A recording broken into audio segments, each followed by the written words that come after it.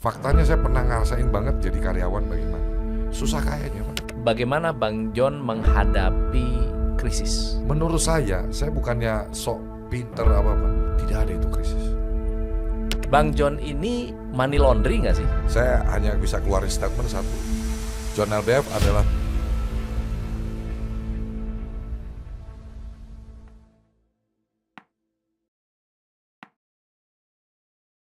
Hari ini saya bahagia banget ketemu dengan Bang John LBF. Coach Luar biasa. Tom, luar biasa. Saya panggilnya Coach Tom ya. Iya boleh. Nama kerennya itu ya. Karena itu yang saya lihat waktu zaman-zaman saya main lomba burung. Lomba burung. Ya, saya suka nonton motivasinya Coach. Waduh, di mana itu? Facebook. Facebook. Muncul terus. Jadi kan Benar. lomba burung itu suka ngelihat event-event padahal berandanya isinya lomba burung-burung yang dijual gitu. Tapi muncul aja tuh video singkat motivasi dari Coach. Benar. Zaman dulu Facebook ya yang kita Saya yang beruntung karena dulu nontonnya di Facebook, hari ini saya ada di depan. ketemu. Wah, Saya yang beruntung. saya juga beruntung ngeliatin Bang John di sosial media udah luar biasa. Nggak jelas padahal statusnya. Iya. Statusnya cuman mestinya kan orang yang terkenal di sosmed itu mestinya minimal ganteng banget atau cantik banget. Kalau ini baik banget. Amin. Nah, amin. baik banget, baik Atau banget. jago nyanyi atau apa kan? Iya, Ini iya. kan enggak, tapi Allah yang kasih jalan. Asik. Bang John LBF. LBF-nya apa sih? Jadi saya itu namanya itu Henry Kurniadi. Henry Dulu saya Kurniadi. pernah di agama yang lama saya itu John itu nama Baptis. Oh. orang-orang tuh kebiasaan kalau manggil Henry tuh ditambah-tambahin Coach. Oke. Nama saya itu benar-benar Henry. Mama saya harapannya kepengin kayak Pangeran Henry, HENRY. Tapi orang Indonesia suka nambahin pakai Pakai D. belakangnya pakai I gitu kan. Jadi terus di anak-anak tongkrongan gitu manggil John tuh kayaknya lebih santai gitu Iya, kan. iya. Nah LBF itu dulu saya waktu di tempat lomba burung saya berternak burung lovebird. Oh. Jadi kalau berternak burung lovebird kakinya begitu dia lahir itu kita kasih ring John LBF ring berapa gitu, nomor berapa urutan gitu. Oh. Itu menandakan kita sebagai breedingnya, sebagai breedernya, penternaknya.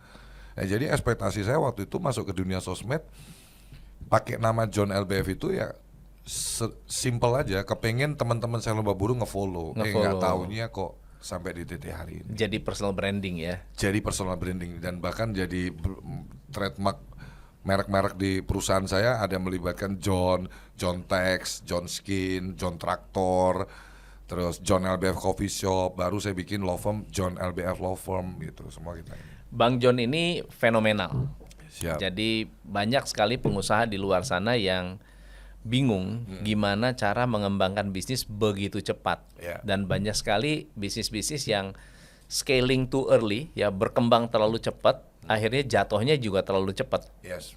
Bang John ini money laundry nggak sih? Itu yang ada di pikiran sebagian besar. Ya. Iya. Karena paradigma atau pola berpikirnya masih belum siap dengan transisi teknologi.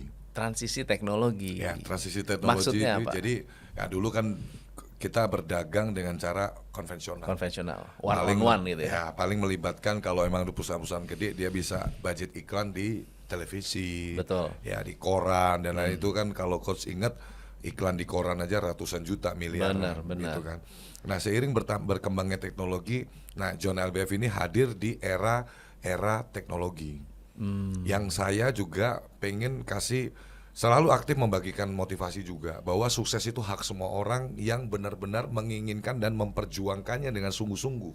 Ya. Karena sukses itu tidak menular. Jadi kalau orang bilang saya kepengin sukses kayak Coach Tom, insya Allah suksesnya menular. Sukses bukan virus. Ya. Nggak bisa saya tempelan sama coach terus jadi saya ketularan sukses. Sukses itu tentang kerja keras, konsisten, ya kan, kontrol, deliver, delegasi, delegasi macam-macam, banyak kompleks dan ada pay the price di situ, ada bayar harga di situ. Saya sampai detik ini bikin konten sendiri, ngedit sendiri, bales komen sendiri, bikin caption sendiri, sampai detik ini. Semua akses sosial media saya Semuanya. Semuanya. Jadi kalau saya boleh cerita sedikit, sebenarnya ini kantornya Coach di Jakarta Utara ini. Benar. Saya begitu datang ke Jakarta Utara itu dari Tangerang, banyak memori di sini. Begitu. Tahun 2019, tapi sebelum ke tahun 2019, saya juga harus kasih tahu karena kan orang banyak berpikir nih money laundry gitu Benar, kan. benar. Buat saya hanya bisa keluarin statement satu. John LBF adalah satu-satunya pengusaha mungkin yang paling berani nantang PPATK, KPK. Silakan cek rekening Henry Kurniadi. Kalau ditemukan 1 rupiah pun ada money laundry, penjarain saya. Ah, Kenapa kita berani ngomong seperti ini? Ibarat saya datang ke sini saya udah mandi. ya. Saya berani ngomong ke coach, badan saya wangi coach. Karena saya benar. tahu saya habis mandi. Kalau saya belum mandi, nggak mungkin saya berani ngomong badan saya wangi. Ya. Sama halnya dengan ketika orang menuduh dan lain-lain, berprasangka buruk tentang saya. Pada prinsipnya selama kita nggak melakukan itu, kenapa harus takut? Dan ketika saya mengeluarkan statement itu responsibility-nya tinggi loh. Betul. Kalau sampai beneran dicek, Benar. ada ketahuan money laundry, bahkan saya ngomongnya nggak cuma hari ini, beberapa tahun lalu waktu saya mulai viral pun juga saya sampaikan bahwa silakan dicek, jangan pakai asumsi, jangan pakai praduga. Ya. Bahkan sudah pernah dilaporin juga pencucian uang. Udah pernah juga? Sudah. Dasarnya apa? Nggak ada dasarnya. Itulah makanya laporan itu dihentikan. Oke. Jadi tidak ada perkara yang awal pemicunya, tiba-tiba saya pokoknya ini orang nggak bener nih, dilaporin. Nah sekarang yang ngelaporin saya lapor balik, sudah mau tersangka. Sudah mau tersangka. Sudah mau tersangka, sudah naik sidik, ya kan. Tapi sebelum ke 2019, saya juga harus perkenalkan diri. Saya ini orang yang terbentuk dari proses kehidupan. Saya lahir di Semarang, dari keluarga yang sangat sederhana. Dari kecil saya melihat perjuangan ayah saya, bagaimana ibu saya, bagaimana hanya untuk sekedar kami bisa cukup makan. Ayah kerja apa dulu? Dulu papa tuh ngumpulin kardus-kardus bekas. Ya. Terus kemudian dipul ke ada pengepul-pengepul. Oke. Ya kalau mama itu semua lah dikerjain. Bang Joni Chinese ya? Iya keturunan. Keturunan? Iya. Oke. Engkong saya itu dari Guangzhou asli. Nggak bisa ngomong Indonesia. Papahnya mama saya. Wow. Tapi menikahnya sama pribumi semuanya. Jadi Oke. ada keturunan. Ada keturunan. Ya, jadi Oke. saya lahir di Semarang, layaknya anak-anak normal sekolah gitu. Tapi memang nggak pernah berprestasi di sekolah, so-so aja gitu. Bahkan pernah nggak naik kelas, ya kan. Nah tapi dalam proses perjalanan hidup itu, saya ini orang yang suka menyimak setiap apapun yang terjadi dalam hidup saya. Dan saya orangnya learning by doing. Saya belajar, oh ini yang ini hasilnya begini nggak bagus, jangan diulang lagi. Kita bergaul, bahkan bergaulnya sama orang-orang yang usianya lebih dewasa. Oke. Nah kita ngelihat struggle-nya orang tua kita hanya sekedar untuk dapat makan. Singkat cerita, saya lulus SMA, dari TK sampai SMA itu di YSKI, Yayasan Sekolah Kristen Indonesia. Saya sempat kuliah di Dian Nusantoro, waktu itu zamannya TI, Teknik Informatika. Kita kuliah di situ sampai semester 3 udah nggak ada biaya lagi. Saya hijrah ke Jakarta tahun 2007. Cuman modal duit 100.000 karena memang nggak ada duit. Naik motor saya H6816 HS Honda Jupiter, Yamaha Jupiter. Yamaha Jupiter. Saya lagi cari kalau ada yang punya itu orisinil motor itu berapapun saya mau minta saya beli. Karena itu sejarah. Yang nganterin saya ke Jakarta. Nah, singkat cerita saya ke Jakarta. Zaman dulu tahun 2007 2008 itu orang medsos belum nggak ada. Semuanya pakai koran. Jadi kita nyari iklan koran di hari Sabtu yang kertasnya paling gede, Ya. Astra. Saya melamar lah di Auto 2000. Saya keterima prosesnya panjang, audisinya ribuan itu. Yang keterima cuma 3 orang di masa itu barengan sama saya jadi marketing di Auto 2000 Cilandak. Sales mobil. Sales Oke. otomotif. Terus kemudian beberapa teman saya ada di Sudirman, ada di Saharjo. Pertama kali saya ketemu orang pameran, gemeter saya coach. Nggak berani ngomong, gemeter Pak, saya dari Auto 2000, nggak berani lihat orang juga. Tapi ya proses kehidupan kita juga, perut kita lapar, butuh makan. Akhirnya kita struggle. Zaman saya dulu kita model canvassingnya, memang saya orang militan coach. Menara Erickson Pondok Indah itu jadi saksi, Jalan Pondok Indah itu jadi saksi. Kantor saya di TB Simatupang. Saya jualan saya pertama itu karena saya lemparin brosur ke salah satu kantor setiap hari, dan dia beli mobil sama saya karena biar saya nggak nyampah brosur lagi di tempat itu. Seriously. Jadi everything menurut saya segala sesuatu itu tentang konsistensi.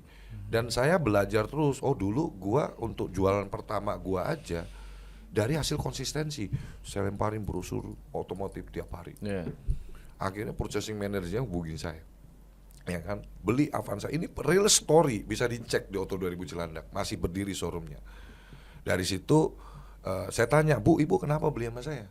Biar kamu nggak nyampah brosur lagi di tempat saya. 3 unit Avanza. Wow. Dan aktivitas saya secara jualan, saya tidak pernah menawarkan produk, tapi menawarkan solusi. Contoh, ketika saya berdagang mobil, saya di Menara Ericsson, saya bawa kartu nama, saya masuk lift, naik turun lift aja, ketemu orang pokoknya nginjek tanah, berarti dia manusia bukan jin. Bukan jin. Dia pasti mau Iya. beli mobil. Cuman kita harus cari yang memenuhi dua aspek, mau dan mampu. Tapi kan harus dijaring Ditawarkan. dulu, harus ditawarkan dulu. Tapi caranya nggak menawarkan. Pak, kalau Bapak ada mobil nanti mau servis atau mau klaim asuransi, hubungin saya. Saya sales Auto 2000 Cilandak. Mobil saya Honda, nggak ada masalah Pak. Teman saya banyak, namanya orang otomotif, temennya di mana-mana. Kabarin saya pasti bantu Bapak cuma-cuma, gratis. Wow. Ketika kita menawarkan bantuan, orang akan lebih welcome. Iya. Kartu nama saya dipegang, udah mau dimasukin kantong atau dompet, di situ saya masukin. Jangan lupa nanti kalau mau tuker tambah, saya Kasih bisa tahu bantu saya. Bapak juga. Mohon maaf. Jadi showroomnya masih berdiri, boleh ditanya, Auto 2000 Cilandak, Jalan RA Kartini. Jualan saya tuh ratusan setiap bulan. Bahkan 2009 Ratusan? sendirian. Zaman sekarang orang jual 8 aja udah Jangan kan kayak 82. 8 aja udah tembus target tuh. Saya ratusan. Saya selalu ikut PWN, Pertemuan Wiraniaga Nasional. Di situ jadi Ajikala, Agung Automall, semua showroom main dealer besar. Dulu tuh ada Auto 2000 itu masih main dealer. Di bawah-bawahnya tuh merek-merek lain tuh, showroom lain di bawahnya Auto 2000. Di Astra lah saya kebentuk. Bagaimana kita diajarin sebagai marketing itu dari kita closing, bukan dari closing, dari aktivitas. Dari aktivitas sampai bisa closing, sampai ngurus administrasi, sampai ngurus ke PDI, pre-delivery inspection. Kita ada namanya 6 position walking around, bagaimana mempersiapkan mobil siap pesta, detail, nggak boleh ada yang baret satupun, dan bahkan delivery kita harus foto. Disitulah bisnis proses itu saya belajar betul dari situ. Plan, do, check, actionnya Astra itu juga mengajarkan saya. Jadi segala sesuatu aktivitas kita harus kita rencanakan, tapi jangan kebanyakan lama mikirnya. Habis punya rencana langsung eksekusi, langsung cek evaluasi, terus action perbaikan lagi, muter circle-nya itu lagi. Gitu Coach. Dan saya belajar juga tentang Gemba yang saya kenal waktu itu istilahnya. Pemimpin, leader nggak boleh cuma duduk di belakang meja. Harus turun lapangan. Harus turun ke lapangan supaya dia bisa memberikan solving problem. Jangan cuma nyuruh tapi nggak kontrol. Jadi saya bukan tukang burung. Tukang burung itu nasib saya waktu saya udah hancur, karena memang di Astra itu saya melakukan kesalahan fatal. Uang klien 5 juta saya pakai buat main judi online. Wow, itu kejadian tuh. Real. Udah di judi online. Jadi ibu kota ini memang membuat orang-orang yang nggak kuat iman itu kalap. Kami dari pendatang dari Semarang, ketika masuk ke ibu kota, kita ini termotivasi banget. Lihat ke mall, mobil-mobil Ferrari apa diparkir di ini. Saya cuma dalam hati suatu saat saya bisa, dan saya udah tepatin janji saya waktu itu. Benar, sekarang mobil saya parkir di lobi-lobi, ya kan. Nah, jadi kalau nggak bisa kita manage diri kita, akhirnya yang berbuat jahat, mencari jalan cepat untuk bisa cepat kaya dengan berjudi. Jadi kalau boleh jujur, dulu tuh saya udah pernah ngerasain uang 50 juta, 100 juta sebulan di tahun segitu. Karena jualan mobil itu zaman dulu belum ada OJK, insentif sales pun besar. 30%, 35%. Apalagi saya di wilayah selatan. Klien-klien saya arahkan apapun nurut. Ya udah kamu ambil deh kunci mobilnya di rumah, tukar tambah. Saya bawa ke Kemayoran. Dapatnya kanan kiri macam-macam, dari trade-in dapat, refund dapat, belum aksesoris dapat, banyak poin yang bisa kita dapat. Nah, cuman uang jin dimakan setan. Saya pakai buat nggak benar, buat dugem, buat member di beberapa klub malam di Jakarta, udah kayak bos gede gayanya. Padahal cuman sales, senior sales. Ya, terus kepengen kita cepet kaya, main judi. Miliaran saya habis uang itu. Jadi setiap kali uang sampai kartu kredit setumpuk begini pun saya buat gesek tunai di Depok Di di mana-mana mana ya. untuk setor tunai kita main judi di zaman itu. Sampai udah uang saya udah habis semuanya, tagihan di mana-mana. Kebetulan orang mau asuransi, saya pakai dulu 5 juta, besok pagi udah kena lapping. Lapping itu hal yang paling fatal di Astra. Fatal. 2011. Oh. 2010 atau 2011 lupa sih, antara tahun itulah. Akhirnya kepala cabang saya sampai sekarang saya berhubungan baik, bahkan nawarin kerjasama bisnis Pak Yudianto. Dia yang bilang ke saya, Henry kamu tuh punya potensi, punya bakat, tapi kamu salah jalan. Saya nggak pecat kamu, tolong kamu buat surat resign. Ya kan, akhirnya saya buat surat resign, saya dapat paklaring. Nah saya sempat kerja ke beberapa perusahaan setelah itu. Tapi karena saya sudah terlalu dimanja sama Astra, fasilitasnya Astra kan luar biasa banget. Betul. Semua ditanggung, sakit mau berapapun dibayar. Tiap bulan kita dapat vitamin. Pokoknya saya nggak ketemu setelah itu, saya nggak ketemu perusahaan yang sekeren Sebagus itu. Astra. Di situ saya mulai demotivasi. Saya minta tiap hari, kapan gue mati ya? Gue kepengen mati aja. Kenapa begitu? Sudah ibarat Nggak ada kayak, harapan. ya ibarat kayak gue udah dikasih Tuhan enak, malah gue sia-siakan, terus gue luntang-lantung nggak bener, ya kan? Ya udah akhirnya kepengen cepet, ya masih panggil saya di Tuhan, saya udah malas hidup gitu. Akhirnya teman dari perkumpulan-perkumpulan gitu, teman-teman ngajak saya ke dunia lomba burung. Disitulah saya tenggelam, makin tenggelam saya, udah nggak mikirin apa-apa. Jalan ngalir hidup saya gitu aja. Sehari 60.000 dari ngerakit piala, MC, mungutin bendera. Kalau di lomba burung tuh saya MC tuh, ayo Balibu A udah siap masuk ke gantangan, segera naikin ke gantangan, habis itu keluar di luar batas supaya juri fokus menilai dan jangan berisik. Jadi ternyata setiap detik dari kehidupan yang kita jalani itu semua itu mendewasakan dan membuat mempersiapkan. Bahkan di dunia lomba burung hampir 7 tahunan lebih, saya banyak belajar di situ. Singkat cerita, makanya ini salah satu hal yang membuat saya sekarang pengen bantu banyak orang. Saya pernah di titik itu, Coach. Saya pernah jadi orang susah banget, dan saya diludahin riak ijo ke muka saya, dan saya nggak bisa ngelawan.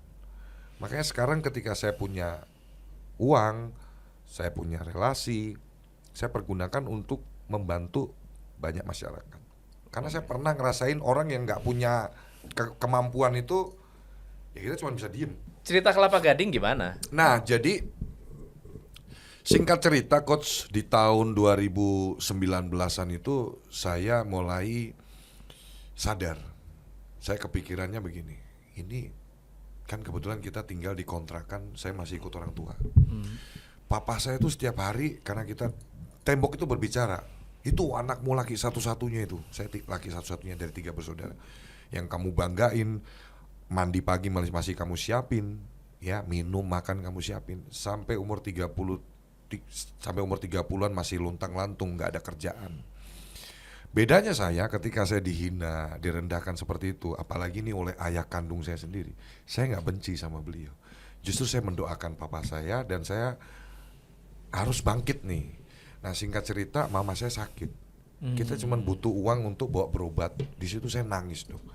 Aku nih anak laki satu-satunya kok nggak berguna banget.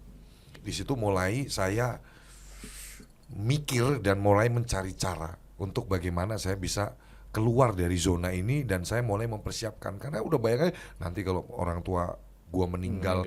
Mau nguburinnya pakai apa? Uang nggak punya, ya kan? Mau ngobatin aja nggak punya, pasti akan nyesel banget hidup saya. Singkat cerita, saya cari opportunity, ketemulah saya bekerja di salah satu perusahaan yang namanya PT Kanvas Ruang Kantor. Saya bisa menyebutkan semuanya karena memang itu perjalanan real saya, supaya orang juga bisa memvalidasi bahwa tidak ada yang saya sembunyikan dari proses hidup saya. Kantornya di Syed Sudirman Center, itu adalah perusahaan marketplace. Dia itu punya website untuk bagaimana yang punya virtual office dititip jual di situ. Disitulah mulainya. Disitulah saya mulai kenal Pak Sabar. Pak Sabar waktu itu PT 5 Sekawan Indonesia High Five itu yang punya 5 orang. 5 sekawan tuh 5 Kantornya orang. masih numpang di Mitra Gading Villa. Makanya Kelapa namanya, Gading? Yes, Oh. pinggir jalan itu. Jadi bawahnya ada coffee, atasnya itu virtual office. Satu-satunya. Nah, jadi ketika saya kerja di Ospas itu, saya kenal Pak Sabar. Saya tuh jalin hubungan sama semua orang. Saya percaya rezeki itu nggak cuman uang. Dengan kita banyak teman itu udah rezeki. Nah, bener, Covid melanda. Saya penjualan saya itu bisa 400-500 juta sumbang. Jadi saya tuh memang jago jualan gitu. Sampai ada apartemen Kingland Avenue di Tangerang itu mangkrak kurang lebih 2 tahunan.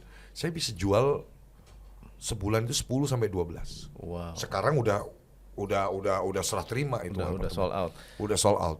Nah, jadi ketika saya bekerja dengan totalitas bagus, saya itu selama bekerja coach, saya nggak pernah berharap sesuatu selain pokoknya saya bekerja untuk diri saya sendiri.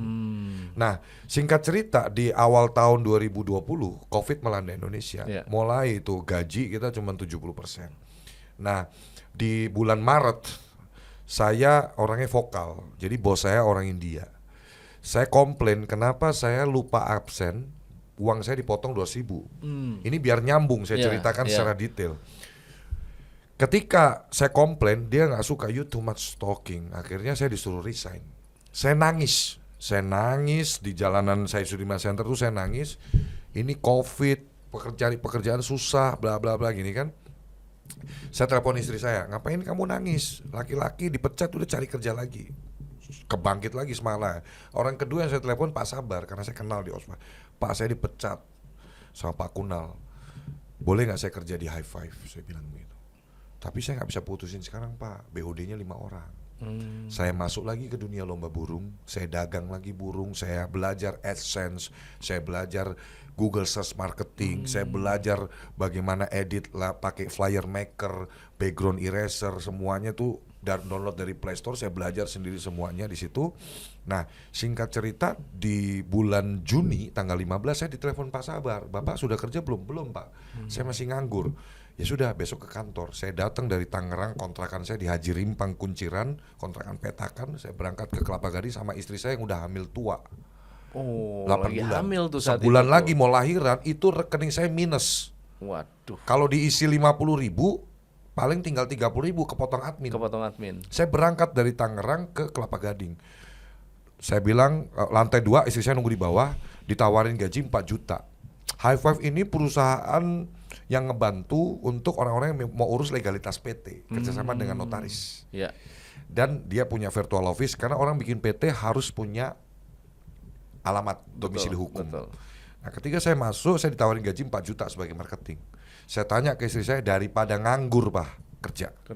Akhirnya saya jalanin, di situ saya ambil semua pekerjaan Pak. Dari marketing, business development, jadi saya pakai strategi Pak. Perusahaan saya nggak punya budget iklan, saya broadcast setiap hari 500 data di LinkedIn, di semua platform. Satu-satu. Setiap hari. Wow. Kan kita udah siapin template kata-katanya, kita broadcast. Ya. Kemudian yang kedua, selain broadcast, saya menjalin partnership dengan yang punya VO. Pak, perusahaan saya bikin PT Pak. Orang pasti butuh alamat Pak. Boleh nggak Pak alamat Bapak saya masukin di website saya? Website. Ya. Saya bantu jualin. Sudah pasti portfolio bisnis saya naik. Ya. Ini bukan alamat saya, tapi Benar. dengan banyaknya pilihan akan menarik orang untuk masuk. Saya sampaikan ke Pak Sabar, semua karyawan beliin handphone Pak. Jadi kalau karyawannya resign, orang masih bisa hubungin kita. Dan di kala itu, di kondisi saya nggak punya duit sama sekali, saya tahu saya bisa bohongin Pak Sabar, dan kemungkinan besar dia nggak tahu, tapi saya nggak mau mencuri dari Pak Sabar. Itu yang membuat saya jadi titik hari ini. Jadi waktu saya disuruh pengadaan handphone, saya bisa ambil untung 50.000, 100.000. Saya nggak mau, karena Pak Sabar mungkin nggak tahu, tapi Allah mengawasi saya 24 jam. Betul. Saya nggak mau nyuri. Kalau mungkin saya dulu markup harga, saya nggak mungkin di titik hari ini. Nah, singkat cerita, perusahaan ini dari omset di bawah 100, saya bawa sampai miliaran. Setahun saya kerja diangkat jadi owner, dikasih saham 30% cuma-cuma. Wow. 4 orang yang lainnya itu mengundurkan diri karena dia mau fokus ke bisnis yang lain. Saya bicara di media dimanapun saya sampaikan perjalanan saya. Artinya apa? Ya saya sampaikan fakta, Pak. Sayang banget yang 4 orang Kalau sekarang mungkin dia mikirnya udah sayang, Pak. Iya ya? Karena Bener nggak sih? valuasi kita udah Waktu luar biasa itu, banget. Dan setiap hari High Five itu mencetak lapangan kerja, Pak. Karena orang bikin PT pasti minimal pasti 2 lapangan ada kerja. karyawan, ya.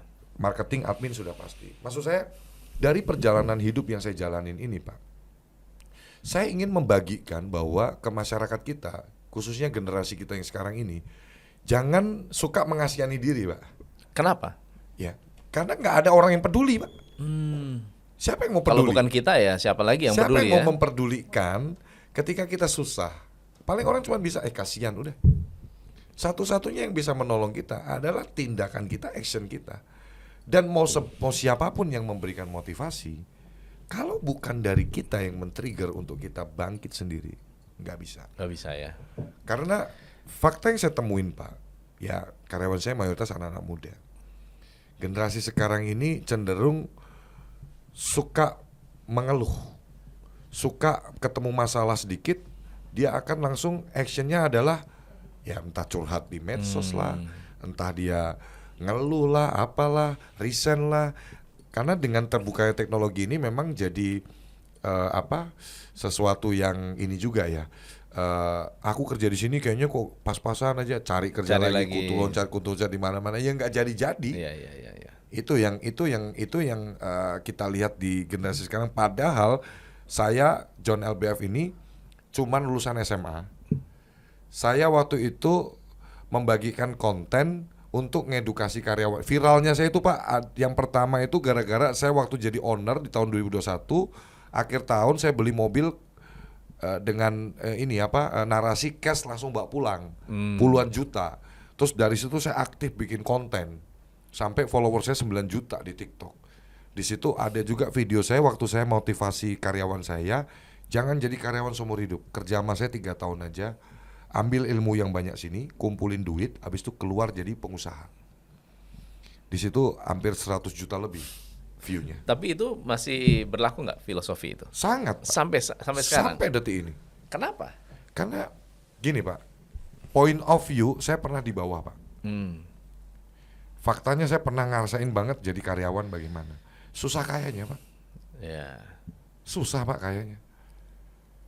Kalau kamu buka bisnis, memang orang terakhir yang terima uang adalah pengusahanya. Ya. Kita harus bayar hak-hak karyawan dulu, sewa kantor, atau apapun, opex. Tapi, kalau kamu konsisten menjalankan bisnis, kerja keras, ya kamu dapat yang paling gede. Meskipun terakhir yang dapat. Jadi itu yang Itu keren banget nih. Iya, jadi Pak Tom, saya nggak ada yang aneh di hidup saya, Pak. Nggak ada yang aneh di hidup saya. Aneh lah. Buat Nggak banyak ada. orang aneh. Nggak ada. Sama sekali nggak ada yang aneh. Semua orang bisa melakukan ini. Karena hidup itu, Pak, menurut saya, Pak, kita ini kan hanya persinggahan sementara di dunia ini. Tidak selamanya kita ada di dunia ini. Tapi yang saya tahu pasti, ya kalau kita terlahir miskin, bukan dosa orang tua kita. Ya. Kalau kita meninggal dalam keadaan miskin, ada sesuatu yang salah dalam perjalanan hidup kita yang tidak kita perjuangkan dengan sungguh-sungguh. Menurut Bang John, Ya, goal itu penting nggak? sangat. Kenapa penting? Setiap orang harus punya target. Jadi goal itu bagian dari target. Ketika kita punya goals, ketika kita punya target, di situ kita tahu mana yang mau kita kejar. Jadi kalau kita dalam hidup kita nggak punya goals juga, saya kira menjalani hidup dengan asal-asalan. Sia-sia ya. Dengan asal-asalan. Asal-asalan. Sia-sia hasilnya. Tapi Bang John ini punya target apa dalam hidup? Target apa? Ya. Yang pertama, selalu saya punya target itu yang tidak muluk-muluk. Di awal tadi saya sampaikan, target saya pengen bekerja, saya punya penghasilan, jadi kalau orang tua saya sakit atau apa, saya bisa biayai. Sesederhana itu target saya. Saya punya jargon yang salah satunya mengantarkan saya di titik sukses saya. Jangan ngatur Tuhan. Jangan ngatur Tuhan. By the way, masuk Islam kapan? 2019. 2019. Bulan Oktober. Motifnya apa? Karena Berarti memang, pindah agama gitu ya? ya, karena memang selama di Jakarta puluhan tahun nggak pernah ke gereja juga. Jadi ketika saya masa kecil saya kumpulnya sama saudara-saudara Muslim semua, dan saya melihat agama Islam ini rahmatan lil alamin, damai, sejuk. Jadi saya kecantol sama sebagai seorang mualaf. Kelas. Nanti tanggal 3 Februari saya umroh. Umroh. Iya. Umroh. Yang pertama berarti? Atau Perdana perdana ya? umroh perdana saya. Gimana perasaannya? Sangat luar biasa, senang banget. Allah begitu luar biasa baik sama saya. Jadi gimana ceritanya jangan ngatur Tuhan tuh gimana? Jadi kebanyakan, saya bilang bukan kebanyakan, hampir semua manusia itu mencoba mengendalikan pencipta. Pertama, khawatir hari esok. Itu udah sama ngatur Tuhan. Burung aja dipelihara. Kenapa kita harus khawatir tentang hari esok? Besok anakmu sekolah di mana, mau makan apa, tinggal di mana, itu bukan urusanmu. Karena manusia, miliaran manusia di dunia ini semuanya tidak bisa menentukan dan mengendalikan apapun atas hidupnya. Ini yang saya alami. Jadi ketika Anda berserah, di situ Allah bekerja. Caranya berserah tuh bagaimana? Totalitas. Berserah totalitas. Berserah itu Apapun kan yang- banyak orang yang pikir berserah itu pasrah, bukan. nggak ngapa-ngapain, Bukan. Kalimat saya kan menunggu. beda. Kalau totalitas tuh bener banget. Beda. Pasrah dan berserah ini, kalau saya bilang kontra, beda banget. Pasrah itu kita nggak ngapa-ngapain, Iya, terserah Allah. iya. Berserah itu artinya apa? Ada ikhtiar di situ. Yang saya maksud dengan jangan ngatur Tuhan ini adalah, udah, gak usah rusak pikiranmu dengan mengandai-andaikan besok Besok gimana ngapain. atau apa, atau saya mau ketemu orang meeting nih, harus jadi nih. You nggak punya kendali apapun atas hidupmu. Iya. Satu-satunya cara yang bisa kamu lakukan adalah usaha terus, jangan ngatur Tuhan. Coach, mungkin sebagian besar orang masih, ini John ngomong apaan sih? Ini tentang spiritual, ini tentang keintiman. Dan saya di titik hari ini atas izin Allah. Saya nggak punya background pendidikan apapun, cuma lulusan SMA. Ilmu saya ilmu jalanan semuanya. Iya. Tapi Allah begitu kasih luar biasa ke saya. Karena gini, Allah juga melihat kesungguhan kita dalam berusaha. Mindset penting, motivasi penting, tapi iman lebih penting. Iman lebih penting. Yes. Anda dimotivasi orang perlu. Karena itu harus kita ini harus saling menyemangati. Mengisi ya. Mengisi. Ilmu itu penting. Tapi iman jauh lebih penting. Kebanyakan orang dia depresi sendiri karena habis meeting kontrak ratusan M atau puluhan M, dia udah yakin banget pasti deal, bahkan udah shake hand, besoknya nggak jadi, nggak ada kabar. Iya. Di situ dia depresi, di situ dia demotivasi, terus dia udah nggak mau berusaha lagi. Padahal kalau dia mau setia, Tuhan kasih caranya di orang lain. Iya. Makanya kalau sebetulnya kalau mau niru kesuksesan John LBF itu gampang banget. Ikutin sosial media saya. Saya itu berteman sama semua orang. Kenapa? Karena saya percaya semua orang tidak pernah lahir sendirian di muka bumi ini. Betul. Jadi setiap pertemananmu itu adalah asetmu. Saya kenal sama TNI Polri, sama artis-artis, boleh dicek. Satu pun saya tidak ada bisnis. Padahal saya bisa kalau mau berbisnis dengan mereka. Pengadaan apa kayak, saya nggak mau. Saya lebih Tapi senang benar-benar berteman. pure. Tulus ya. Ini saya sampaikan di ruangan yang terhormat ini, tidak ada satupun saya bisnis sama orang-orang yang saya bagikan di posnya. Saya bisnis cuma sama Pak Sabar aja udah berdua. Wow. Nah, kenapa saya suruh contoh saya? Kamu kalau mau berhasil, rumusnya sederhana. Perbanyak teman, hindari musuh. Kamu dagang apa aja laku. Contoh begini. Saya harus terjemahkan secara detail nih, Iya. biar ditiru nih Iya. sama pengusaha-pengusaha lain nih. Kamu ketemu siapapun, posting. Karena orang-orang yang kamu posting ini, dia punya temen. Nanti pas algoritma medsosnya muncul di beranda temennya, oh ini siapa sih kok ketemu temen gue, dia follow. Iya kan? Saya waktu itu sampai brand ambassador sampai ada lebih dari 3. Karena Mas Tukul Arwana, Rizky Aditya, Vicky Prasetyo itu ya. Karena yang ngefollow Tukul Arwana belum tentu ngefollow Rizky Aditya. Yeah. Yang ngefollow Rizky Aditya belum tentu ngefollow Tukul Arwana. Jadi ekspansi perusahaan saya yang sekarang jadi market leader untuk perizinan, jadi top number 1 di Indonesia, saya bawa high five. Karena kerja keras, konsisten, dan memang silaturahmi saya luar biasa.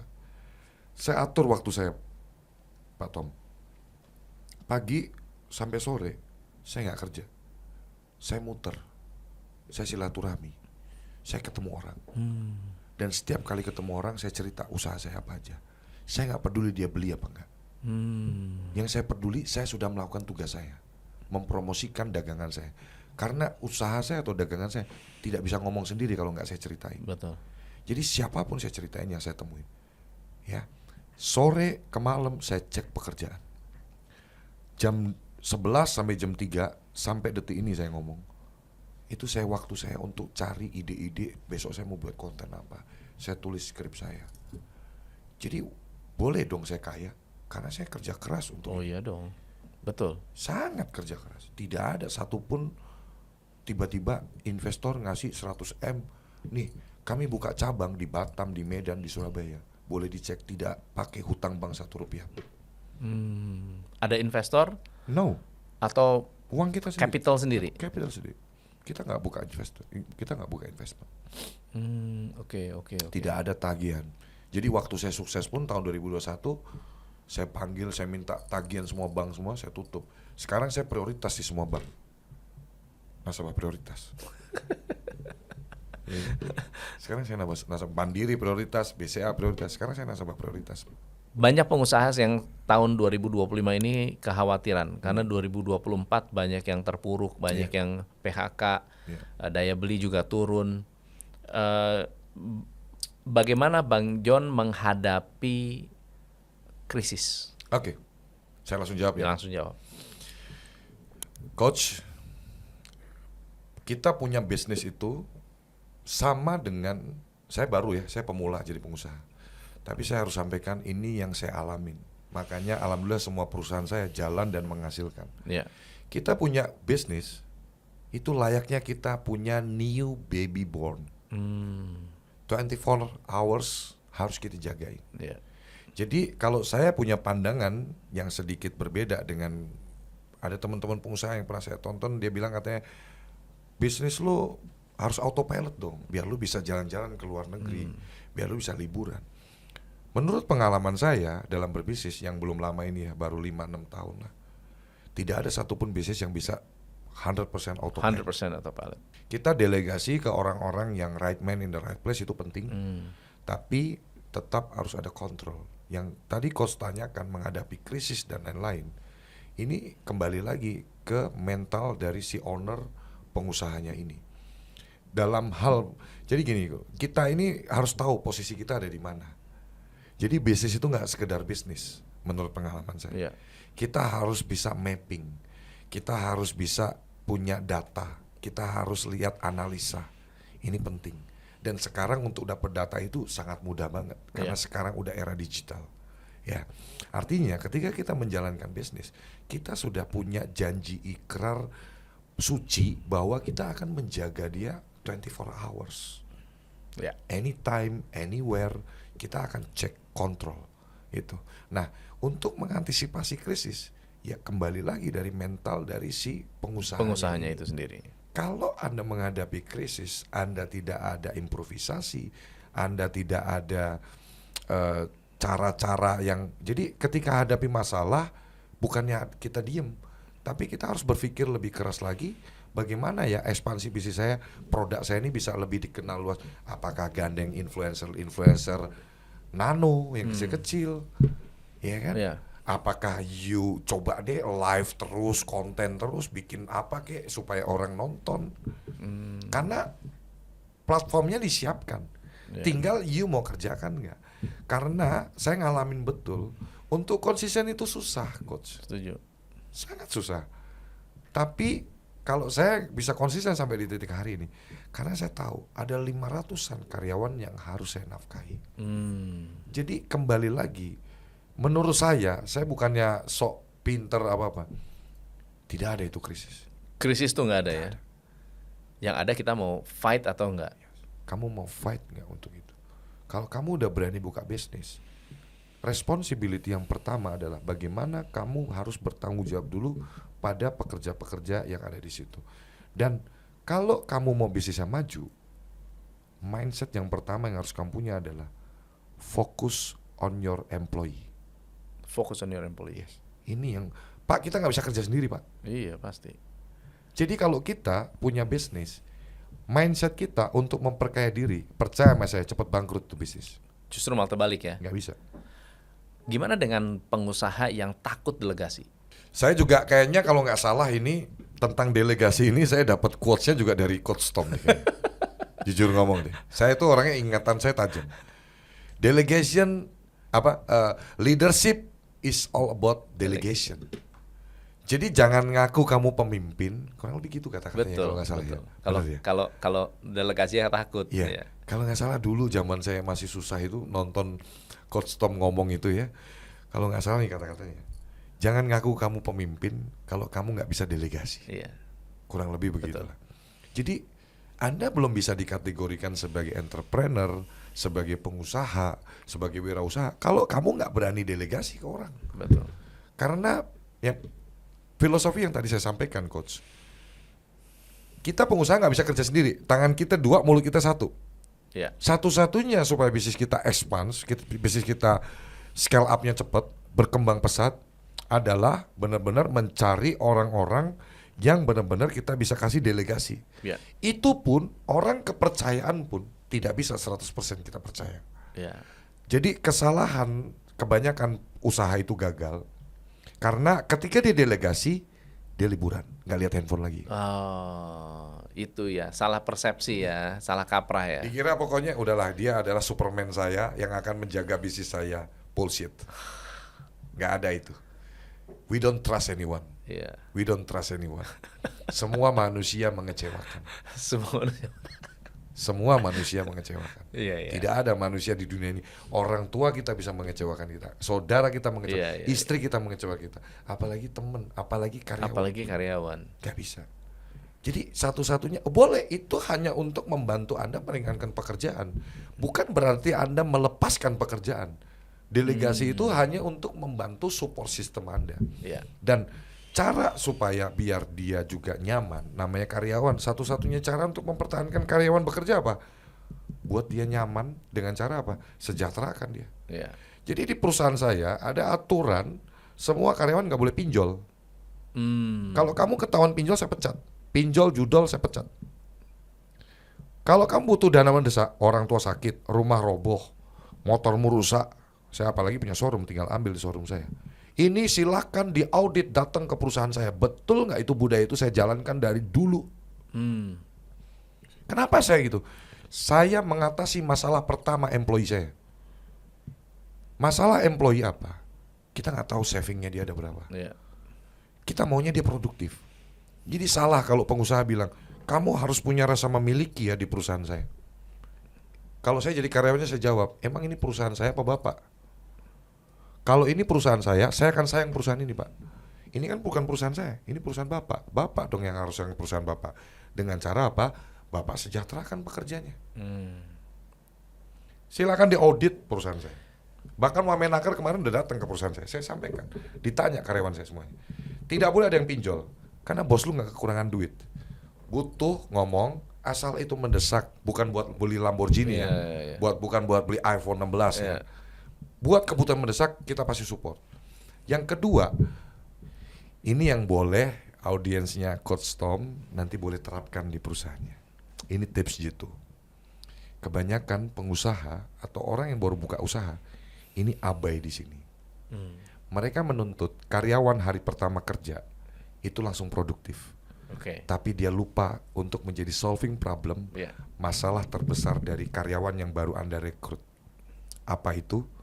Saya pernah waktu keterima kerja bukannya seneng malah nangis.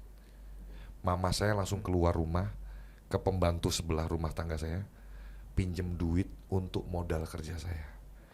Karena Hakikatnya orang kerja itu kayak orang dagang, butuh modal untuk sebulan ke depan baru gajian.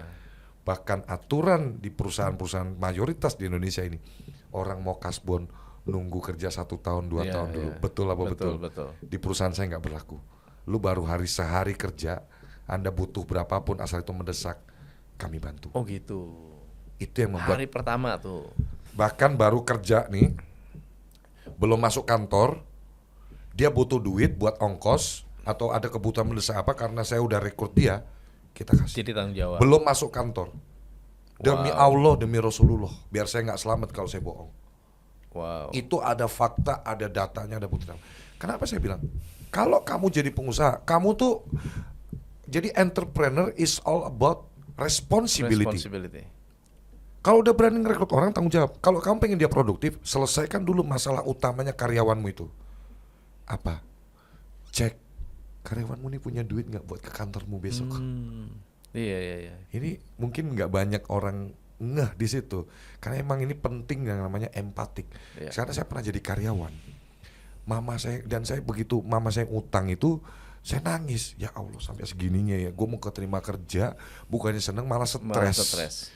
Jadi aturan di perusahaan saya, ketika kita rekrut karyawan, HRD wajib tanya, Mas, mohon maaf, dengan tidak mengurangi hormat, Mas ada saving nggak untuk ongkos bensin, baju kerja, beli sepatu, mungkin barangkali kadang ada, kalau kita nggak pikirin tuh, dia sepatunya lubang, jadi nggak pede kan ke kantor, dilihatkan teman-temannya.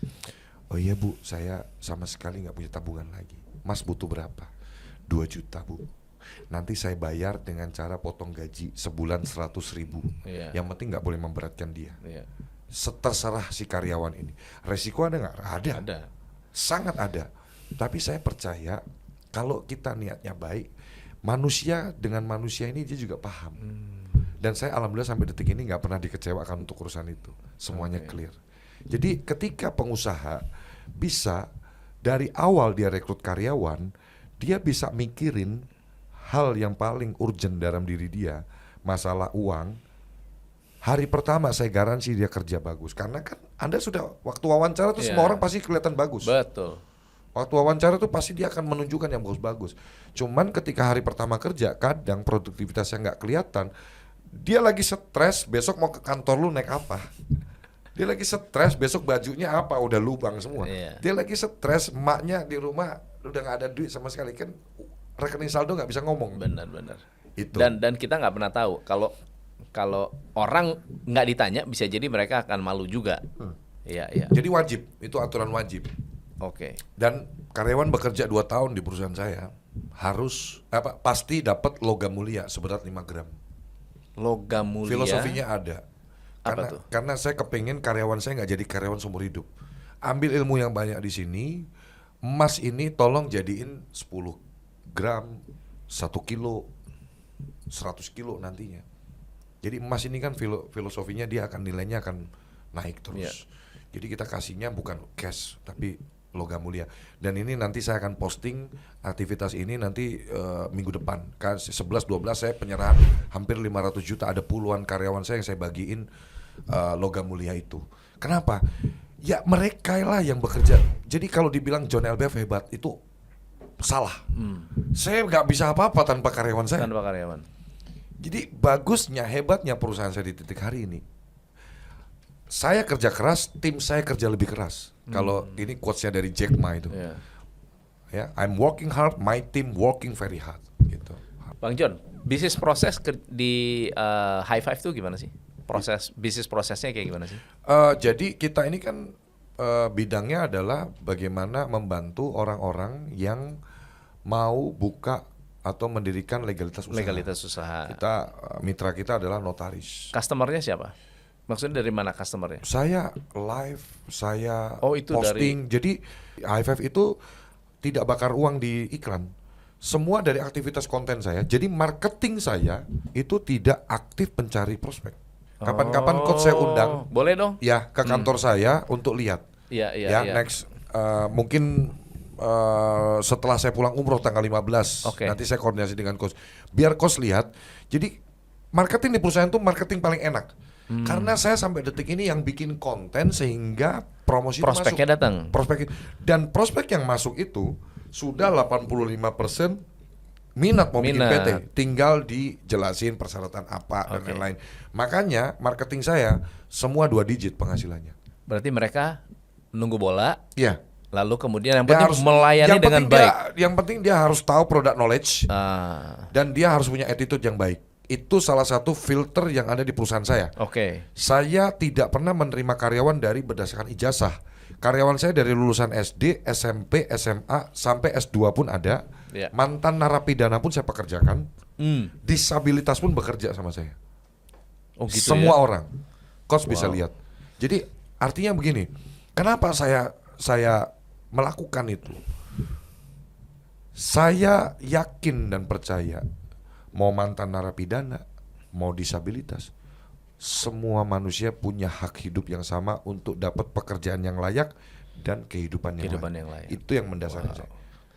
Bahkan masuk lulusan SD, SMP, mayoritas saya udah buktiin masalahnya.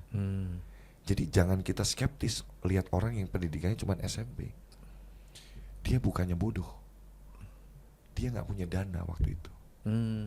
Makanya filter karyawan untuk masuk di perusahaan saya attitude dulu, karakternya dulu. Begitu dia wawancara kita bisa tahu. HRD kita juga kita udah training dari attitude. Bahkan di perusahaan saya itu balas WA aja, Coach Tom, C-nya harus besar, T-nya harus besar. Gak boleh C-nya kecil, T-nya this is manners. Wow. Itu yang membuat bisnis jasa saya berkembang. Jadi masuk ke marketing, Iya. marketing memproses. Langsung, jadi kita sudah ada yang namanya admin sosmed. Masih harus ketemu dengan customernya nggak sih? Ada yang kalau mau ketemu boleh, kalau mau lewat online banyak juga langsung. Banyak kan online juga ya? Banyak kan online langsung, karena sudah dijelasin dan sudah trust Iya. dengan perusahaan saya, dengan saya juga udah trust. Jadi mereka transaksi DP 50%, kemudian nanti begitu sudah mau tanda tangan, artinya aktanya sudah mau terbit, itu kita ada garansi begitu tanda tangan akta 2 hari pasti jadi maksimal. Akta SK terbit. Oke. Ya, jadi pelunasan. Jadi ketika marketing habis jualan, jadi marketing, karena saya bekas marketing di tempat saya nggak boleh disibukkan dengan yang namanya proses administrasi. Karena goal saya yang tadi Coach tanya, goal saya adalah marketing saya harus jualan sebanyak-banyaknya. Ya, Jadi begitu dia habis klien, buang ke admin. Admin inilah yang akan membentuk grup WhatsApp dengan klien kita dan dia bisa menginvite para pemegang sahamnya. Oke. Kemudian tim legal kita mulai bekerja di situ. Sampai proses penandatangan akta dan lain-lain di hadapan notaris pastinya. Sampai jadi, sampai dokumen yang ngirim udah bukan area marketing. Oke, dia nggak kontak lagi sama customer. Jadi tapi dia tetap ada di grup itu. maintain aja. Oke. Tetap ada di grup itu untuk maintain, karena biasanya di perjalanan proses ada aja klien request tambahan. Gue mau langsung mau diurus PKP juga dong. Gue mau dong pajak dong gitu. Tapi yang bukan area bidang dia nggak perlu respon. Kecuali dia ada kebutuhan layanan tambahan, marketing respon, buatin invoice, tagih, tugasnya dia pokoknya jualan, tagihan, bayar, udah selesai. Oke. Setelah dari admin ke legal, bikin grup, selesai. Admin bikin grup, terus ada legal semuanya di situ ya. Dari Selesai. mana si marketing itu mendapat recurring revenue-nya? Jadi kayak retainernya. Itu dari produk apa? Jadi gini Pak, ini fakta di lapangan ya Pak. Iya. Orang itu kalau udah bikin PT sekali itu nyandu Pak. Nyandu. Mau bikin lagi ya. Jadi mayoritas RO kita itu besar banget. Referensi juga. Tapi orang yang hari ini coach bikin nih, nanti bikin lagi. Karena kan nggak ada batasan orang maksimal mau bikin berapa PT. Ya memang circle-nya circle pengusaha-pengusaha yang udah nyaman dengan layanan kita. Makanya bisnis jasa itu mesti hati-hati betul. Jangan sampai rusak. Yeah. Karena kita nggak ada yang bisa kita buat ngobatin kalau orang udah kecewa di bisnis jasa. Betul, setuju. Tapi kalau kita barang rusak tinggal saya ganti baru ya, selesai reparasi, masalah. betul, Masalah, Coach. betul. Makanya bisnis jasa ini kita dari sampai ulang tahun klien bikin PT aja kita ucapin. Kita ada CRM ya. CRM ada. Jadi terus dan kita aktif menyampaikan ini jadi sebelum dokumen kita kirim, syaratnya untuk dia terima dokumen adalah melampirkan testimoni. Puas, sangat puas, puas atau tidak puas. Dan saya bisa menunjukkan datanya ke coach. Puluhan ribu, hampir 60.000 selama perusahaan ini berdiri. Pengusaha yang kita lahirkan dari High Five ini. Wow. Semuanya sangat Happy. puas. Hanya paling 1-2% yang menjawab puas. Tidak ada satupun yang bilang tidak puas. Ini data loh ya. Ada kita bisa lampirin ininya, form testimoninya. Klien sendiri yang info. Artinya apa? Ini saya belajar ilmu di Astra. Sampai waktu itu Astra itu meng-hire GD Power, lembaga dari luar untuk mensurvei, menganalisa apakah bener customer satisfaction level di Toyota, orang beli mobil ini benar-benar dibuat sangat luar biasa puas. Dari situ saya terapkan di bisnis-bisnis saya semuanya, bagaimana membuat pelanggan-pelanggan kita ini punya pengalaman yang sangat luar biasa bertransaksi dengan kita. Saya selalu mengedukasi ke seluruh karyawan saya. Bos kamu bukan saya. Bos kamu adalah setiap klien yang transaksi di perusahaan ini. Customer ya. Karena saya pun ngambil duit, terima duit dari transaksinya mereka. Setelah saya buat bayar gaji, biaya-biaya dan lain-lain. Jadi the real boss adalah yang ngasih duit. Yang ngasih duit siapa? Klien. Jadi salah kalau Anda menghormati saya dan tidak menghormati klien. Karena saya sama kayak kamu posisinya. Saya bekerja untuk klien. Jadi satu-satunya cara untuk membawa bisnis kita tetap sustain, sebetulnya di era gempuran, krisis lah, apalah, macam-macam. Ya bisnis prosesnya harus benar dulu dari awal. Berarti penting, sistem itu sangat penting sangat. Bisnis prosesnya harus benar dulu, SOP-nya harus benar dulu, rules of the games-nya seperti apa. Selain yang soft skill yang harus dimiliki pengusaha tadi, empati, punya rasa kemanusiaan, ya. Boleh dicek karyawan saya di Batam, di mana, OB, gajinya kita ikut Jakarta. OB gajinya ikut Jakarta? Ini data loh, saya nggak ngomong doang loh. Siapapun dari kementerian boleh cek. Wow. Iya kan? Terus tapi kan nggak mungkin prospeknya begitu berlimpah. Sangat. Dari mana mereka? Kalau nggak iklan, nggak ada iklan, kok bisa? Itulah tadi yang namanya personal branding, coach. Jadi coach, kita hidup di negara yang sebetulnya masyarakatnya ini luar biasa behaviornya. Ketika Anda pengusaha dan dari bisnis Anda banyak melakukan, menebarkan hal-hal baik, bisnis Anda akan didukung. Gitu ya? Sangat. Oke. Sangat. Jadi kalaupun you nggak terkenal, ya mau corporate branding pun juga boleh melalui corporate branding. Filosofinya begini, kita cari uang, sukses harus supaya kita bisa bantu banyak orang. Tapi jangan membabi buta sampai Anda lupa sekitar Anda. CSR itu penting. Entah as a corporate branding kamu atas nama perusahaan kamu, sekarang banyak platform kok untuk kamu menyampaikan itu. Ya misalkan kamu CSR ke daerah-daerah bencana, atau kamu mempekerjakan di perusahaan kamu disabilitas, sampaikan dong ke masyarakat.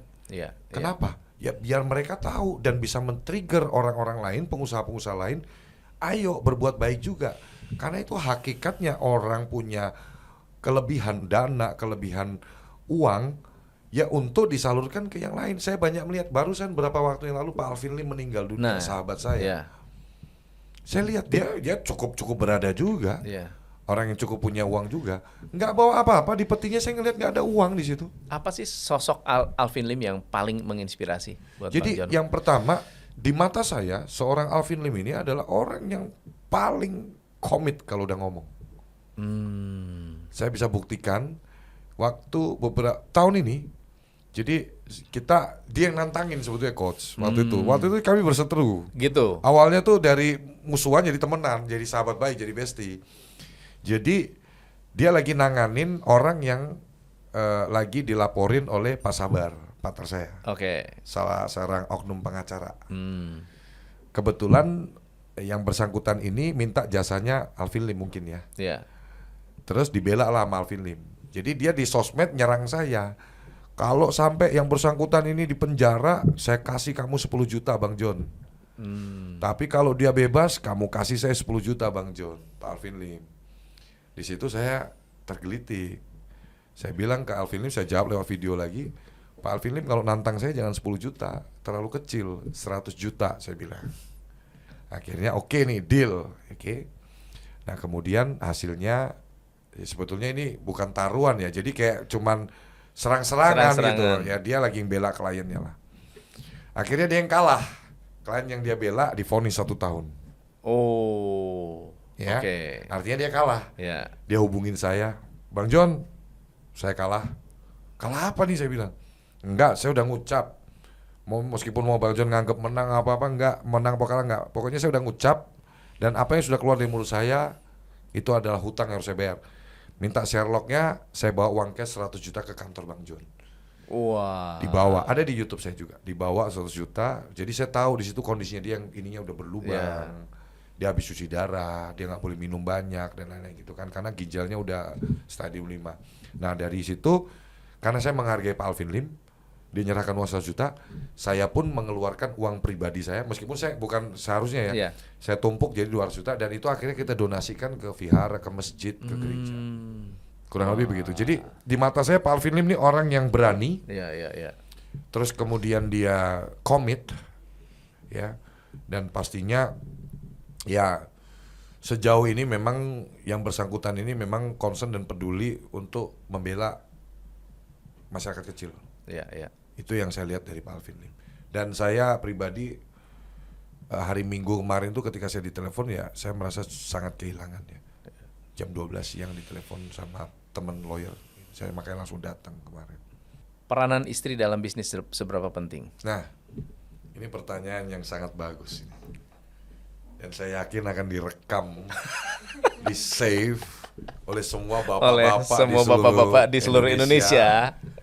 Saya jamin video saya ini video kita ini akan direkam, bahkan di stitch ya. di stage, bahkan mungkin dia pokoknya diposting di story untuk nyindir istrinya. Asik. Serius. Tidak ada laki-laki yang bisa sukses tanpa wanita hebat di belakangnya. Itu saya alamin. John LBF di titik hari ini, makanya saya nggak mungkin punya istri lebih dari 1. Saya garansi di sini. Bukannya harus lebih banyak istri ya? Ya. Karena gini, coach. Istri saya ini menemani saya dari minus. Dan saya percaya dia bawa hoki. Iya, iya, iya, iya. Kenapa saya nggak bakalan ninggalin istri saya? Karena saya takut miskin lagi. Karena dia bawa hoki. Saya percaya dia, meskipun saya kerja keras, tapi jangan lupa, laki-laki kamu kerja keras, jangan kamu pernah sombong. Betul. Ini gue yang kerja keras loh. Terus ditunjuk-tunjuk anak istrinya, aku yang kerja keras, kamu tuh cuman terima uang dari aku. Ini laki-laki yang belangsak, saya bilang. Salah. Karena apa? Rezeki suami itu datangnya dari istri yang gak bekerja. Tetap dia punya hak rezeki dari Allah. Makanya disalurkan ke lewat si suami yang kerja. Anak juga bawa rezeki. Jadi di keluarga saya merinding kalau udah bilang gini. Saya selalu berterima kasih sama keluarga saya. Makasih anakku, makasih istriku, aku dapat kerjaan gini. Karena ini haknya rezekinya mereka. Cuman formalitasnya karena dia nggak kerja, nggak terima gaji, nggak terima uang, lewatnya yang kerja suami. Nah, kenapa saya tadi bilang peranan istri sangat penting. Tidak ada laki-laki sukses tanpa wanita hebat di belakangnya. Istri saya sampai detik ini saya bicara tidak pernah ganggu saya waktu saya kerja. Laki-laki itu kalau lagi kerja, telepon tangtung, lagi di mana? Video call, Sherlock, save location, buyar itu konsentrasi. Jadi ibu-ibu di seluruh Indonesia, kalau kamu berharap suamimu kaya raya, sukses, kasih kepercayaan. Kasih kepercayaan. Buat apa kamu nikah kalau nggak percaya? Betul. Mendingan nggak usah nikah. Kalau sudah ikrar janji suci nikah, ya harus know each other, respect to others, dan saling percaya. Ini yang saya terapkan. Alhamdulillah saya baru 5 tahun coach nikah sama istri saya. Kemarin November tanggal 8 saya usia pernikahan saya 5 tahun. Sampai detik ini saya bicara, istri saya nggak pernah ganggu saya waktu saya kerja. Cukup, tapi memang saya juga membiasakan diri, ngajarin, kalau istri saya telepon, mau saya lagi ketemu siapapun, pasti saya angkat. Supaya dia juga nggak gelisah, nggak khawatir. Jadi kita angkat dulu, aku lagi meeting, lagi ini. Udah, kalaupun saya nggak sempet angkat, dia nggak pernah seumur-umur ya, kamu kemana? Sherlock, kirim fotonya. Lagi ngapain? Lagi sama siapa? Sampai detik ini. Sampai saya suka bertanya, lu tuh sayang gak sih sama gua? Kok gak pernah cemburu sama saya? Sumpah. Ternyata itulah bala bantuan yang Allah kirim. Salah satunya adalah penolong saya adalah istri saya, yang membuat saya selalu strong, selalu kuat. Ngadepin apapun saya kuat. Karena dia gak pernah ngerecokin jalan saya. Dia selalu percaya laki-lakinya, suaminya ini orang yang tangguh. Semua hal pasti bisa diatasin. Kalau dia mentok, dia akan cerita sama saya. Tapi saya nggak pernah mau membahas hal-hal yang sifatnya itu tanggung jawab saya ke keluarga saya. Selama High Five berdiri, apa yang paling berkesan? Banyak, Coach. Banyak Sekali, Coach. Di situ ya kita mengalami gini, Coach. Sebetulnya kalau saya harus sampaikan, Coach, ya, dan saya yakin Coach setuju, membuka bisnis itu adalah mencari masalah. Setuju. Jadi kalau Anda mau hidup damai, tenang, jangan buka banyak bisnis. Kalau tujuannya untuk ketenangan. Tapi kalau saya kan bukan takut dengan masalah. Kalau saya buka bisnis itu tujuannya saya harus berkontribusi pada pembukaan lapangan pekerjaan di negara ini. Dan jumlah pengusaha kita masih di bawah 4% dari total jumlah penduduk. Artinya ini belum jadi negara maju kita. Minimal 12% dari populasi jumlah penduduk. Baru kita lumayan oke lah. 4% artinya apa? Sebetulnya dari bonus demografi dan jumlah penduduk, opportunity ini terbuka luas untuk semua orang buka bisnis. Contoh, kamu nggak punya modal, buka bisnis jasa. Banyakin temen yang punya produk bagus, temenin. Saya bantu jualin ya, saya bangun sosmed saya ya, saya bangun kontennya ya. Begitu ada klien masuk ke sini, saya transaksiin ke kamu, saya ambil margin di sini. Kumpulin dari situ. Ini soal niat, soal eksekusi, bukan soal ide belaka. Bob Sadino bilang, usaha apa yang bagus? Usaha yang kamu mulai, bukan yang kamu rencanakan. Nah jadi kalau orang bilang, aku mau bisnis gak ada modal, bisnis jasa adalah pilihan yang paling tepat. Coba aja dulu, cari jasa-jasa apa, atau kamu lihat sekitar kamu ada orang yang jago nyervis motor.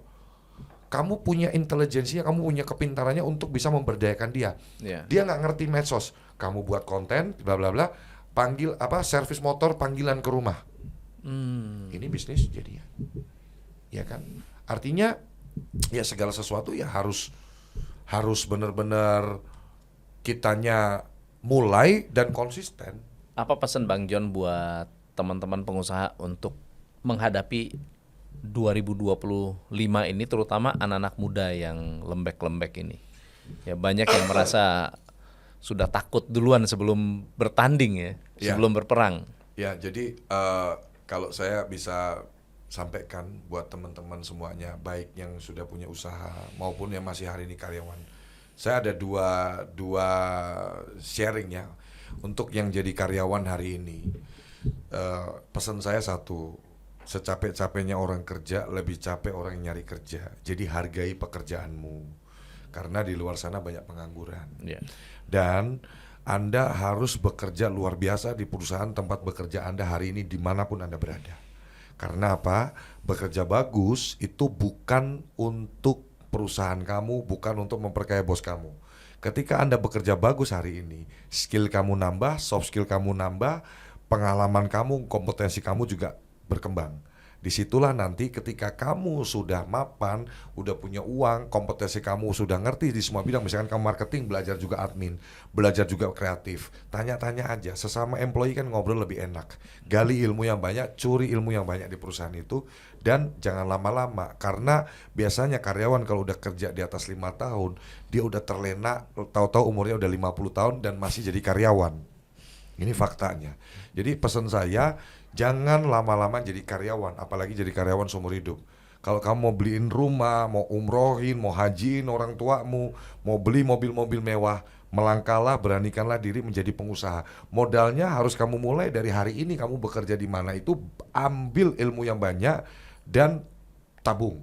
Misalkan gaji kamu 5 juta UMR, 2 juta masukin ATM, ATM-nya gunting. 10 bulan kamu punya 20 juta, 20 bulan kamu punya 40 juta, 30 bulan kamu punya 60 juta. Itu cukup untuk kamu modal buka usaha, ditambah kompetensi dan soft skill yang kamu punya. Untuk teman-teman pengusaha yang sudah berani memulai usaha, pesan saya adalah satu. Jadi pengusaha adalah tentang responsibility. Jadi pengusaha bukan tentang orang yang mengeluh, terus mengasihani diri sendiri, terus quit begitu aja, no responsibility. Jadi saya punya pedoman dalam hidup begini. Rumus kehidupan, kalau kamu lembek sama dirimu, dunia akan jahat sama kamu. Tapi kalau kamu kerasin dirimu untuk kamu kerja keras, militan, nggak menyerah, karena setiap detik pasti ada masalah. Setiap menit pasti ada masalah. Jadilah pribadi yang tangguh, jangan mudah menyerah, hadapi masalah, jangan lari dari masalah. Jadi ketika kamu kerasin dirimu, dunia bisa kamu kendalikan. Itu pesan saya. Dan tidak ada masalah yang benar-benar tidak bisa kita selesaikan. Masalah saya sangat kompleks banget. Ngurusin bisnis, ngurusin karyawan, itu setiap hari ada aja masalah. Sudah kita omongin, nggak dijalanin. Sudah kita delegasi, nggak dikerjakan. Sudah habis buat kesalahan, 1 menit kemudian kesalahan yang sama terulang. Ya inilah dinamika dalam dunia bisnis. Tapi bagaimana kita sebagai pengusaha, mentalnya juga harus lebih dewasa. Mentalnya juga harus lebih bijaksana. Kalau kita sebagai seorang pengusaha benar-benar bisa memposisikan kita ini mempekerjakan manusia, bukan robot. Artinya, ya jangan melulu nanya kerjaan. Tepuk pundaknya, gimana anak lu, udah umur berapa sekarang, udah bisa apa dia? Itu motivasi. Dia akan ke-trigger untuk gua feels like kayak di rumah. Saya pernah bikin video agak pro kontra waktu itu. Keluarga lu tuh di sini, bukan yang di rumah. Lu dari pagi sampai malam ada di kantor. Ketemu anak lu 2 jam, 3 jam. Ketemu istri lu paling 2 jam, 3. Habis lu tidur, besok kerja lagi. Ini keluarga lu. Jadi kalau ada yang buat lu gak nyaman, kasih tahu gua. Seniornya gua pecat kalau sampai bikin lu gak nyaman. Jadi ketegasan itu penting dalam mengelola bisnis juga. Rules, SOP. Leadership gitu. Leadership. Saya tegas sama karyawan saya. Kamu berani ngebully atau kamu tidak support terhadap orang yang baru saya rekrut, kamu yang saya pecat. Lebih baik saya ngajarin ini. Kenapa? Ngajarin itu, kenapa saya keras? Karena ketika you ngajarin dia, you nggak lagi ngajarin dia, you lagi mempertajam ilmu sendiri. Skill lu tuh jadi makin nambah. Jadi ketika kayak saya diundang podcast begini, saya nggak lagi punya target orang termotivasi, enggak. Saya harus terus mengingatkan diri saya karena manusia butuh cermin. Coach datang ke kantor saya, coach datang ke rumah saya, ruang tamu rumah saya ada foto-foto saya zaman susah. Kantor saya ada foto-foto saya zaman susah waktu main burung dan lain-lain yang sering saya bagikan di sosmed. Kenapa? Manusia butuh cermin supaya kita terus refleksi who we are. Kita ini siapa dulu. Jangan uangmu merubah nada bicaramu. Kalau saya nada bicara kenceng begini dari zaman kere juga kalau saya ngomong begini. Jadi jangan terus kalau mentang-mentang lu kaya sekarang nada bicara lu berubah. Enggak, lu tanya aja teman-teman gue zaman susah dulu. Saya orangnya begini dulu kalau ngomong. Jadi saya punya standar kalau saya ngomong tuh minimal kuping saya harus dengar. Gak boleh saya ngomong itu. Oh iya Pak, baik Pak. Saya aja gak dengar kok, masa orang lain dengar. Dan itu membuat kita confidence. Orang juga lebih yakin kalau kita bicaranya juga dengan bagus gitu loh. Communication skill is everything. Kalau kita nggak bisa ngomong, nggak bisa public speaking, nggak bisa menjelaskan, susah menurut saya ya. Menurut saya, kecuali lu profesor yang bener-bener udah inilah. Tapi maksud saya, semua orang harus belajar communication skill. Semua orang harus belajar communication skill. Karena ini penting gitu loh.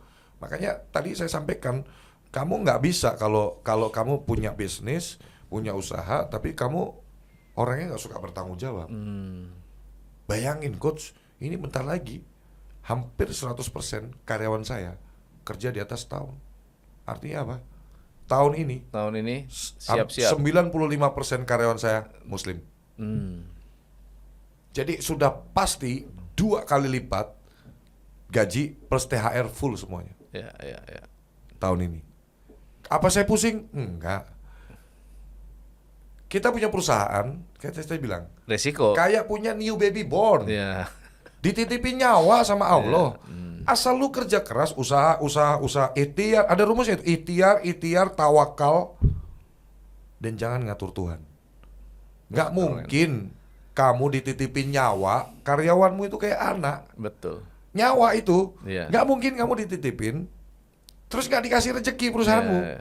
Kalau kamu udah buka pintu perusahaanmu, buka tokomu, Allah akan kirim pembeli. Cuman masalahnya banyak orang gagal dalam berbisnis karena dianya sendiri yang tidak konsisten. Iya, betul. Dan dia tidak komit dalam menjalankan bisnis. Ada uang yang harusnya untuk bayar karyawan, pakai dulu deh buat keluar negeri dulu. Terus giliran ini gade mobil apa itu banyak saya temuin teman-teman. John, gue mau gade mobil dulu nih buat gaji karyawan gini-gini. Lu jual aja, gue nggak mau. Saya bukan penggadean, saya jawab begitu. Iya. Saya bukan penggadean, saya tegas kalau sama orang utang atau udah modelnya mau ngutang atau mau ini, nggak mau. Saya nggak mau nambah musuh. Iya. Itu. Utang tuh ya, nggak Utang ngasih. apa lagi? Mintanya manis, Mana nagihnya udah kayak setengah kita mati. Udah kayak yang ini yang punya utang yang punya utang yang ngemis. Kita yang ngemis. Jadinya kita, makanya saya boleh ditanya teman-teman saya juga nggak berani ngutang sama saya, karena sudah pasti saya tolak. Iya. Nggak mau, meskipun saya mampu nggak mau. Karena apalagi kalau itu memang nggak jelas dia nggak mampu bayar ya. Iya, itu coach menurut saya bukannya sok pinter. Ini yang saya praktekkan. Iya. Jadi saya sekedar sharing. Saya lebih banyak sharing, dan kalau ada yang bagus mau ditiru silahkan. Tapi filosofi tadi itu bisa masuk akal kok kita pahamin. Ketika kita mempekerjakan orang, di situ harus kita memahami yang namanya hubungan sosial manusia. Kalau you buat dia happy, gak usah disuruh kok, karyawan lu pasti bikin lu happy. Bikin lo happy. Iya. Tapi kalau you buat dia tersiksa, susah untuk majunya. Bahkan satu lagi coach, perusahaan saya ini sebetulnya bisa kita pakai AI, pakai sistem, Ganti ya. ganti ke teknologi. Tapi saya tegas sampaikan, sampai kapanpun saya tidak akan pakai ke teknologi. Semua perusahaan saya. Kenapa? Karena saya komit buka bisnis itu bukan untuk memperkaya diri, Iya. tapi untuk membuka lapangan kerja Iya. dan menyiapkan university real, di mana orang itu dapat duit, dapat ilmu. Itu yang saya. Jadi ini jadi jejak digital saya. Sampai kapanpun perusahaan saya tidak akan pernah dengan alasan kita berpindah ke sistem mengurangi lapangan kerja di tempat saya. Saya garansi itu. Wah, keren. Filosofinya dahsyat, benar-benar dahsyat. Kalau saya punya satu filosofi gini, dalam bisnis, mungkin saya jarang pernah sharing dalam bentuk formal begitu ya. Tapi saya jelaskan bahwa bisnis itu kita butuh 3. Siap. 1, kejernihan berpikir. Siap, betul. Yang kedua, dukungan. Betul. Dan yang ketiga, keajaiban.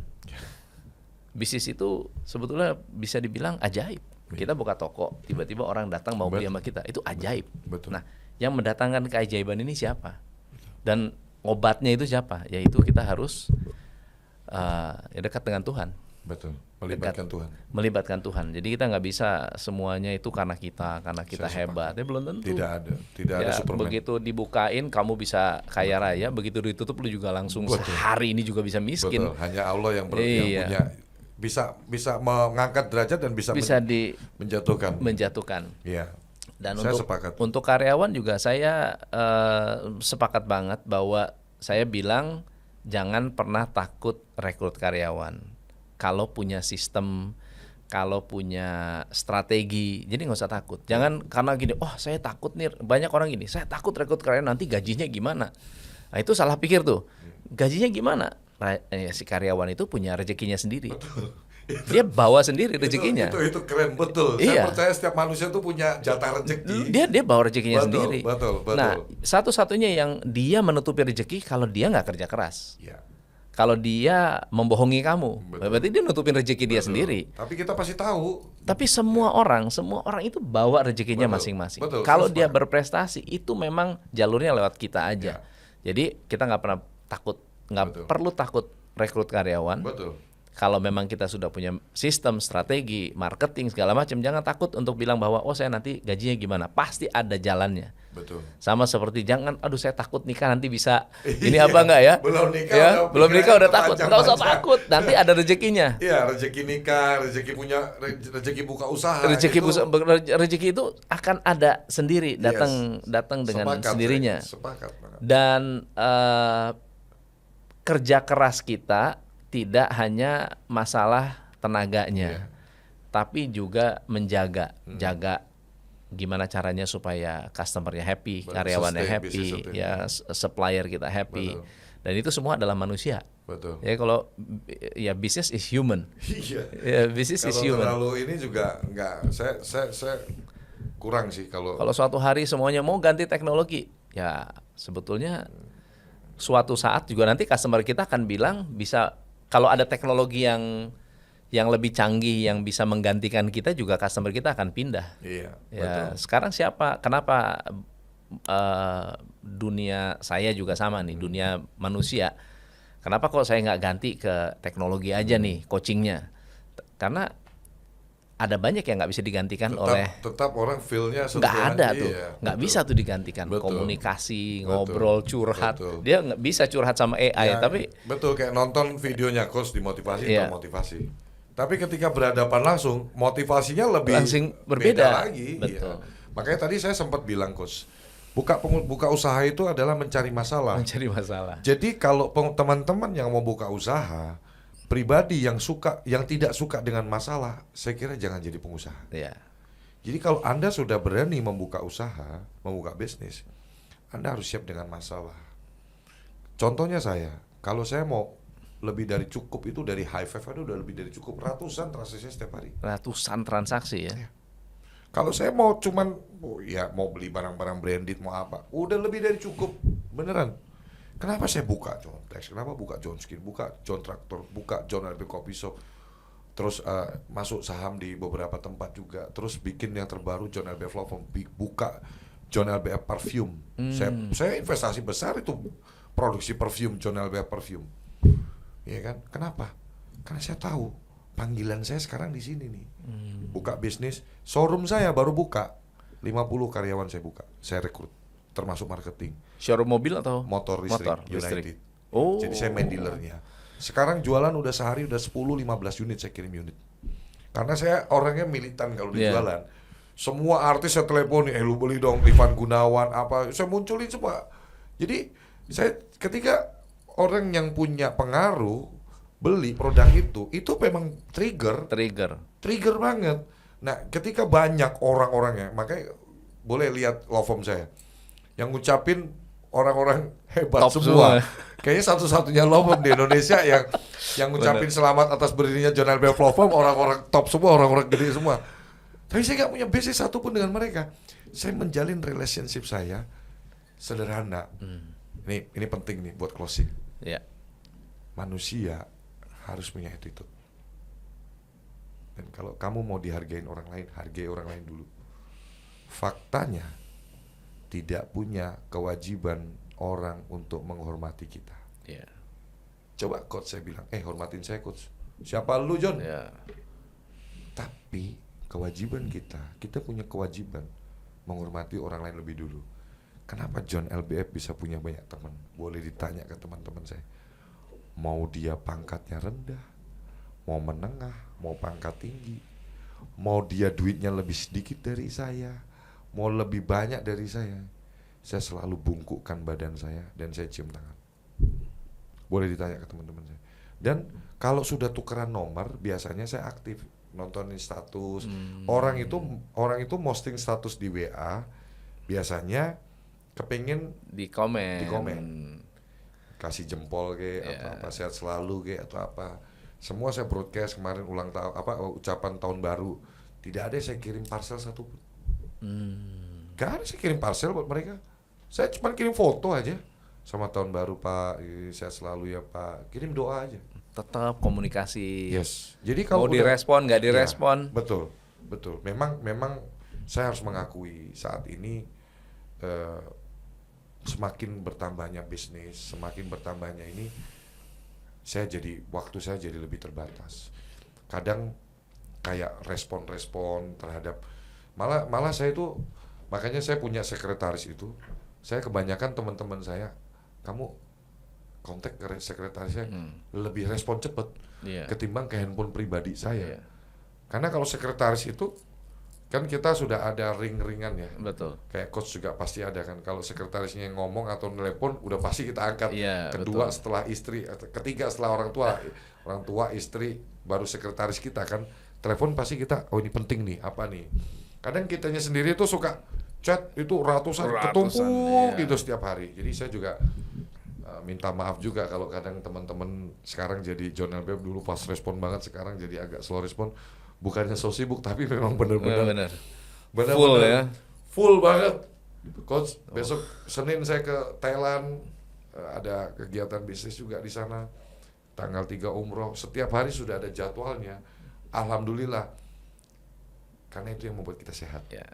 Nggak gampang sakit. Nggak gampang sakit. Karena buat gerak nggak sama pikun, otaknya mikir terus. Luar biasa. Wow. Teman-teman, hari ini belajar apa? Saya hari ini belajar banyak sekali dan inspiring banget. Aduh, thank you coach. Silahkan komen di bawah apa pelajaran Anda. Ya, saya Tom MC Ifle, salam pencerahan. Hanya di Top Coach Indonesia.